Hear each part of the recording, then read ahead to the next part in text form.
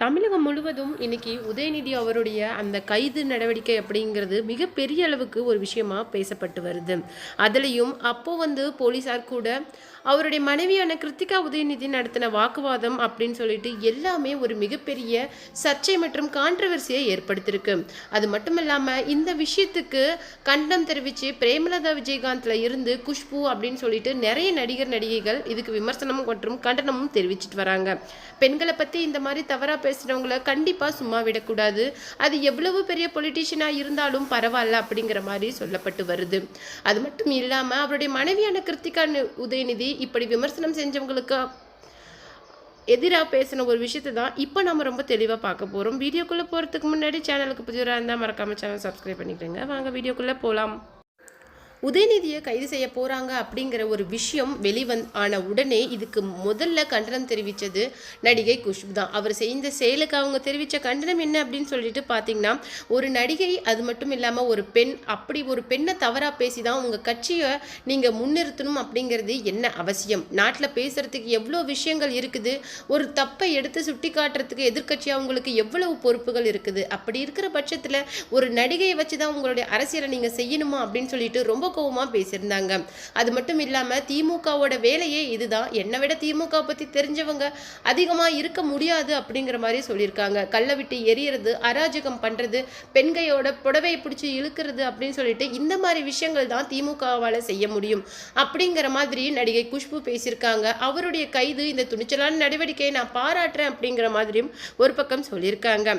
அது மட்டும் இல்லாமல் திடுதிப்புன்னு உதயநிதியை கைது செய்ய போகும்போது அவங்களுடைய மனைவி கேட்டது, சார் அவர் இப்போதான் எழுந்திருக்காரு, 1 hour டைம் கொடுங்க அப்படிங்கிற மாதிரி போலீஸார் கூட வாக்குவாதத்தில் ஈடுபட்டிருக்காங்களாம். ஆனால் அதெல்லாம் முடியாது, அதிகபட்சம் 10 மினிட்ஸ்க்கு மேலே கொடுக்க முடியாது மேடம் அப்படிங்கிற மாதிரியும் அவருடைய மனைவி கிட்ட சொல்லியிருக்காங்க.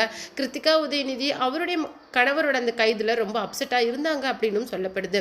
அது மட்டும் இல்லாமல் லேட்டர் அவங்க தெரிவித்த ஒரு விஷயம் என்ன அப்படின்னு சொல்லிட்டு பார்த்தீங்கன்னா, எதுவுமே செய்யாத தப்புக்காகவும் சொல்லாத வார்த்தைக்காகவும் ஒரு மனிதனை டபுள் மீனிங் அப்படின்னு சொல்லிட்டு நீங்களா ஒரு விஷயத்தை உருவாக்கி கைது பண்ணுறது அப்படிங்கிறது அதிகாரத்தை பயன்படுத்துறதா தான் எனக்கு தெரியுது. அது மட்டும் இல்லாமல் இந்த ரீல்ஸ் ஆட்சியை மக்கள் கூடிய சீக்கிரம் தூக்கி எறிய தான் போகிறாங்க. உங்களுடைய நாடகத்தை அவங்க நம்பி ஏமாந்த காலம் முடிவுக்கு வந்துருச்சு அப்படின்னு சொல்லிட்டும் ரொம்ப கோவமாக பேசியிருக்காங்க.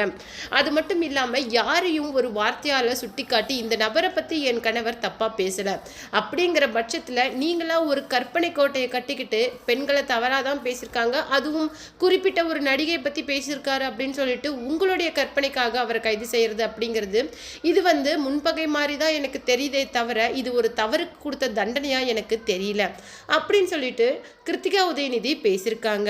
அதை தொடர்ந்து பிரேமலதா விஜயகாந்த் அப்புறம் ராதிகா சரத்குமார் அப்படின்னு சொல்லிட்டு நிறைய நடிகைகள் அது மட்டும் இல்லாமல் ஒரு கிரேட் பொலிட்டீஷியனான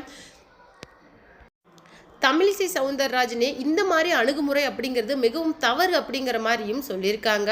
அது மட்டும் இல்லாமல் இந்த ஒரு டிசிப்ளின் நாகரிகம் அவங்களுடைய வளர்ச்சிக்கு கண்டிப்பாக உதவாது அப்படிங்கிற மாதிரியும் சொல்லியிருக்காங்க. கொஞ்சமாவது அரசியலாக இருக்கட்டும் எதுவாக இருக்கட்டும் பொது வழியில் பேசும்போது நாகரிகம், பெண்களை பேசும்போது கவனம் அப்படிங்கிறது ரொம்ப தேவை அப்படிங்கிற மாதிரியும் சொல்லியிருக்காங்க.